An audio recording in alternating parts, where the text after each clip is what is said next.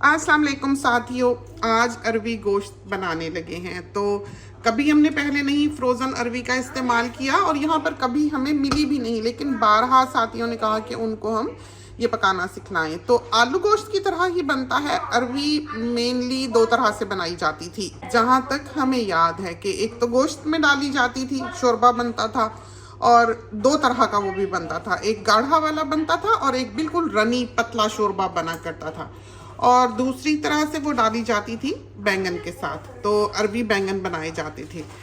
आज तो हमने फ्रोज़न ली है, अब अल्लाह जाने के कैसी बनती है, लेकिन ट्राई करते हैं। और हमें अरवी कभी बहुत ज़्यादा पसंद नहीं रही, बस ठीक है। उसकी बजाय अगर आलू बन जाएं तो हम बहुत खुश रहते हैं, लेकिन आलू गोश्त जो है वो हम बना चुके हुए हैं। तो ये 3 पाव से ज़्यादा गोश्त होगा, कोई करीबन 1 किलो से ज़रा सा कम, एक आध बोटी कम होगी, इतना है। तो आप 1 किलो ले लें। तो फ्रोज़न ही हमने डाला है, थौ हुआ नहीं था, इरादा भी नहीं था बनाने का, लेकिन घर में कुछ बना हुआ नहीं है तो हमने सोचा लंच के लिए हम ये बना लें। तो आप प्रेशर कुकर में फ्रोज़न डाल सकते हैं, और ये नहीं कि उसको टाइम थोड़ा ज़्यादा देना है। प्रेशर से फ्रोज़न गोश्त भी जो है वो गल जाया करता है। बाकी जब तक पानी सुखाते हैं, भूनते हैं, जो थोड़ा बहुत रहता है वो भी गल जाता है। तो कोई ऐसी फिक्र वाली बात नहीं होती। हम फ्रोज़न भी पका लेते हैं बिल्कुल इसी तरह ही जैसे कि हम थौ हुआ पकाते हैं। तो ये 1 किलो समझें गोश्त है, 1 कप पानी, 1 होल गार्लिक और 2 मीडियम साइज के ये प्याज।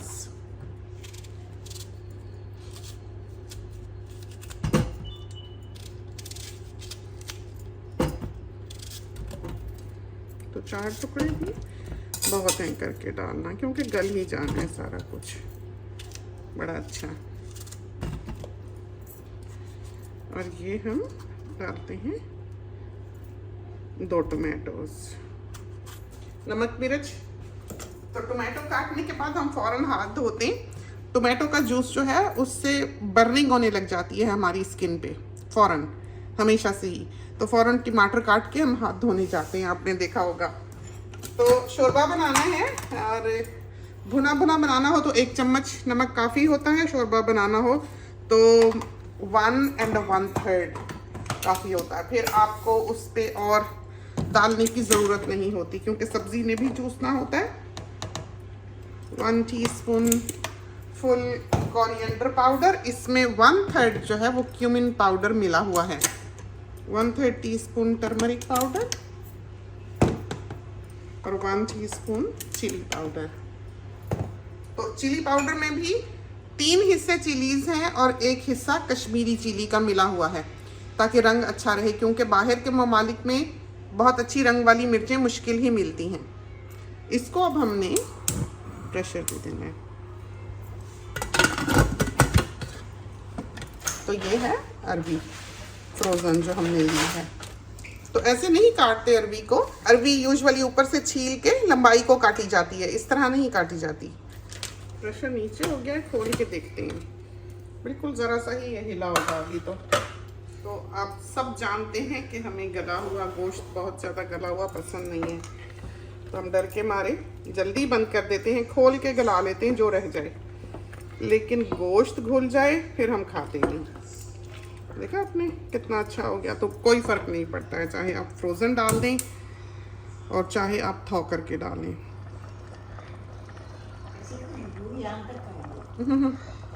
तो हर प्रेशर कुकर जो है वो अलग है, पानी अपनी मर्ज़ी से लेता है। कोई प्रेशर कुकर जो है वो आधे पानी से भरने पड़ते हैं, किसी में 2 कप जाता है, और हमारे में तो बिल्कुल ही समझें कि आधा कप भी डाल दो तब भी बहुत काफ़ी है। आपने देखा कि कितने से हमने स्टार्ट किया था और कितने पर हम हैं।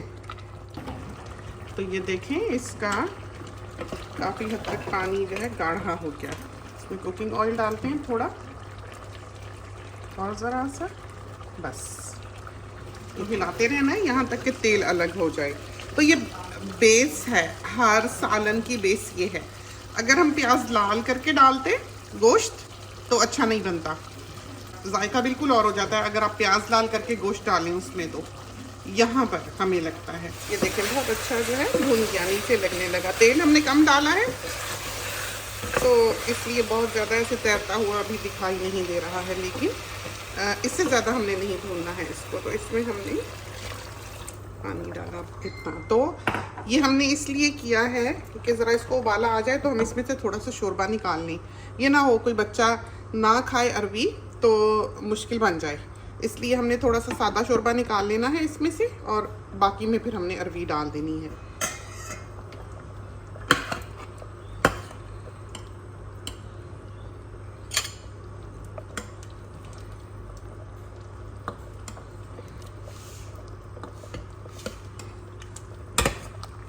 मासूम सी बोटी कोई ढूंढे। ठीक है, ये देखें बिल्कुल पाकिस्तानी देसी शोरबा देखा। बाकी में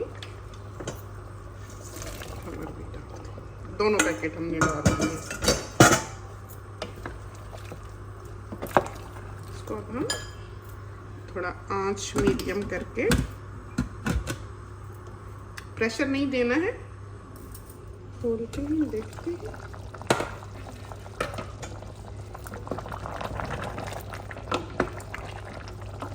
हरा धनिया डालते हैं। बहुत ही गर्मी है बाहर, घर में हरा धनिया ऐसे है भी नहीं, तो ये बाजार से ही आया हुआ है।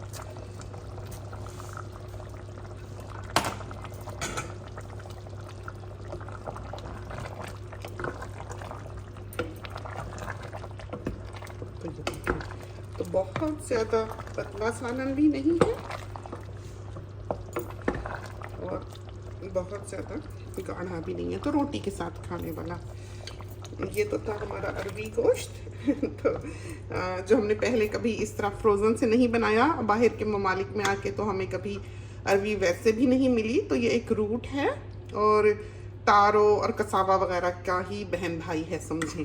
तो ये रहा हमारा अरवी गोश्त, ना बहुत पतला है ना बहुत गाढ़ा है, रोटी के साथ बहुत मुनासिब, मज़ेदार बना है।